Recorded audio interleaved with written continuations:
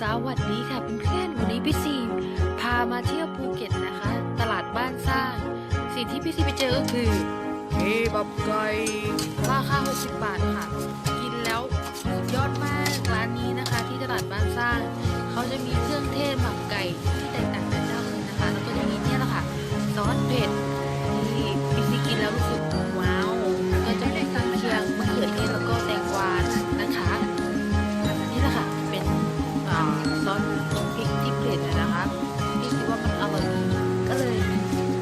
อันนี้จะเป็นซอสขาวนะคะคล้ายๆมัสตาร์ดคล้ายๆมายองเนสก็โรยใส่เข้าไปนะคะรสชาติอูมามิมากเลยก็เลยต้องรีวิวนะคะก็จะใส่หอมใหญ่ผักกาดแตงกวารวมถึงมะเขือเทศของโปรดเลยค่ะจากนั้นเขาก็จะบีบซอสมะเขือเทศรวมถึงซอสมายองเนสเพิ่มเติมนะคะแล้วก็จากนั้นพับปึ๊บปึ๊บบอกเลยว่าเจ้านี้เด็ดเนี่ยค่ะเขาจะให้ความร้อนกับแป้งก่อนที่เขาจะมาพับนะคะจากนั้นเขาก็จะเอาที่ทับเนี่ยค่ะทับเพื่อให้สุกทั้งสองด้านเลยแล้วเขาก็จะสลับกันนี่พอเสร็จแล้วก็ห่อกระดาษพี่ถือกินเลยนะคะอร่อย